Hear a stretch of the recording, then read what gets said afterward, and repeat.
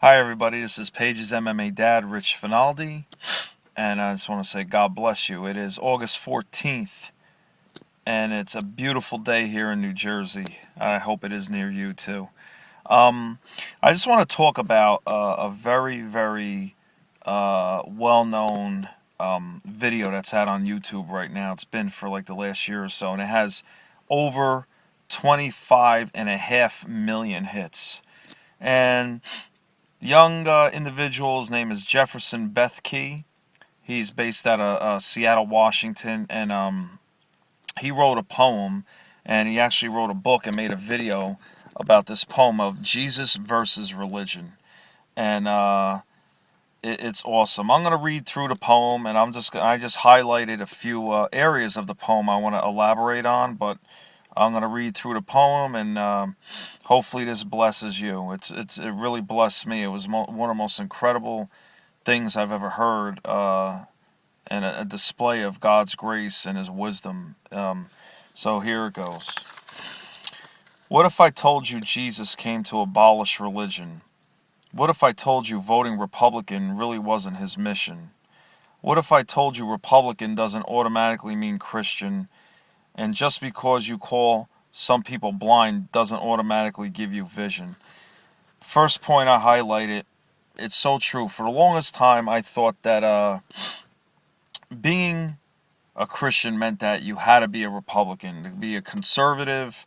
Democrats believe in pro-choice, pro-abortion or whatever. You know what I mean? I really lean to that side. I still do attribute myself, if I'm going to lean one way or the other way, I would still say I'm towards a conservative Republican view. But there's absolutely no way that you have to vote Republican, or Jesus was about voting Republican, or being a Christian. You can't be a Christian if you're a Democrat. It's absolutely ludicrous, and that in itself conveys a self-righteousness towards the people that are conveying this, this message. And what he says about, calling some people blind that are blind doesn't automatically give you vision. It's so true. Jesus said, remove the plank from your eye. Judge yourself before you judge others. And the bottom line is, you know what? We all have sin. So that's why he says, really don't judge. Don't judge one another. Love one another, because you remove the plank in your own eye. Before you judge somebody else, judge yourself. Okay? And I'm not saying you can't say somebody's this or somebody's that, but it's your heart behind it. It's your heart behind it. I'll go on with the poem. I mean, if religion is so great, why has it started so many wars? Why does it build huge churches but fails to feed the poor? Tells single moms God doesn't love them, and if they've ever had a divorce, but in the Old Testament God actually calls religious people whores. Religion might preach grace, but another thing they practice. Tend to ridicule God's people. They did it to John the Baptist. They can't fix their problems, so they just mask it, not realizing religion's like spraying perfume on a casket. See, I want to stop right there. It's so true. You're dead inside. You're spraying perfume on a casket. You can't band-aid sin. It has to be removed. In the Old Testament, it was atoned for by sacrifices, the Old Testament law. Jesus came to take sin from you, came to take sin and remove it from you. Do we have sin in our mortal bodies? Of course, we're human. We're human. Of course we do. And that is the part of sanctification. But he sees us, remember people, time and place is a space holder for eternity, and I'll always go back to that. He sees us in eternity. Jesus sees the beginning. He saw our birth. He saw before the foundations of the world who was going to accept him and his set plan for salvation. So anyway, I'll go on. See, the problem with religion is it never gets to the core. It's just behavior modification, like a long list of chores. Like, let's dress up the outside and make it look nice and neat. But it's funny that what they used to do with mummies while the corpse rots underneath. In other words, religion makes it look nice and neat on the outside, but basically you're rotting out on the inside, and that's exactly what the ancient Egyptians did with mummies. They looked great on the outside, and inside it was nothing. Actually, nothing after thousands of years of decay. Now I ain't judging. I'm just saying, quit putting on a fake look, cause there's a problem if people only know that you're a Christian by your Facebook. I mean, in every other aspect of life, you know that logic's unworthy. It's like saying you play for the Lakers just because you own the jersey. You see this was me too, but no one seemed to be onto me, acting like a church kid while addicted to pornography. See, on Sunday I'd go to church, but Saturday getting faded, acting if I was simply created just to have sex and get wasted. This is amazing. This is just amazing. This poem and this video that this kid did. See, I spent my whole life building this facade of neatness, but now that I know I boast of my weakness. And I want to elaborate on. You can't boast in yourself. And boasting in your weakness takes us out of the equation, and to glorify God. To glorify God, boast in your weakness. Because if grace is water, then the church should be an ocean.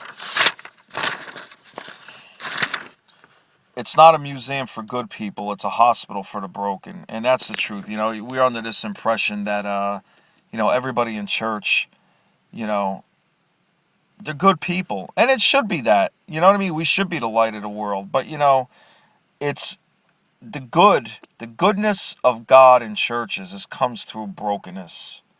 And I think that's a great aspect that he points in this poem here. Going on. Which means I don't have to hide my failure. I don't have to hide my sin because it doesn't depend on me. It depends on him. Just reiterating what I just said. He looked down and said, depends on him. See, because when I was God's enemy and certainly not a fan, he looked down and said, I want that man. This is something that really hits me personally lately, because just seeing, without getting into this too deep, with just seeing what God has done in my life recently and what he's brought me to into fruition, he's shown me in my life recently in the last few months, I say, why me, Lord? Why me? It's like I feel so blessed, so honored, so thankful. Like there's so many people that go through worse hell than I ever went through in my life to come to the Lord, and they don't accept him. They don't receive him. Anyway, here we go. Which is why Jesus hated religion, and for it he called them fools. Don't you know so much better than just following some rules? Now let me clarify. I love the church, I love the Bible, and yes, I believe in sin. But if Jesus came to your church, would they actually let him in? This I've been preaching on for years now. Actually, the last few years, not to exaggerate.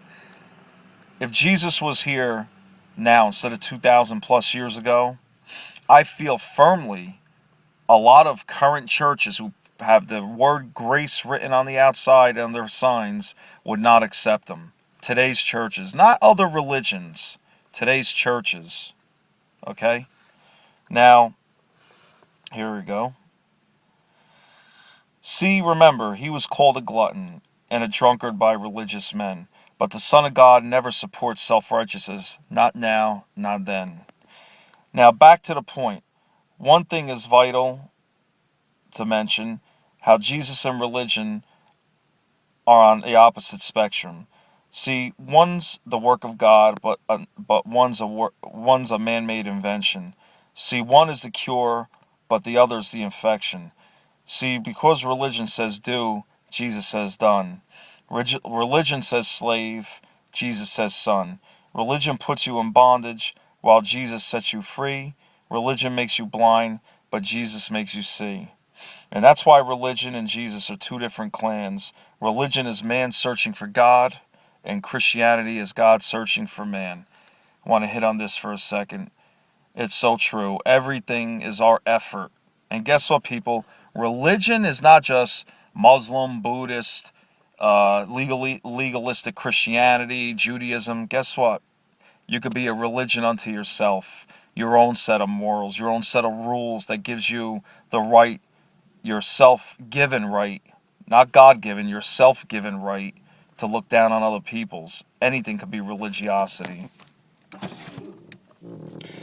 Which is why salvation is freely mine and forgiveness is my own, not based on my merits, but Jesus' obedience alone. Because he took the crown of thorns, and the blood dripped down his face, he took what we all deserved, I guess.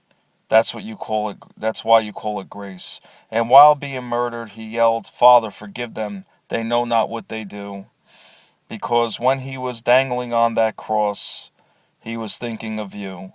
And he absorbed all your sin and buried it in the tomb. Which is why I'm kneeling at the cross saying, come on, there's room. So for religion, no, I hate it. In fact, I literally resent it. Because when Jesus said it's finished, I believe he meant it. Everybody, Rich Finaldi, God bless you. Until next time, have a beautiful, blessed day. Thank you. Thank you.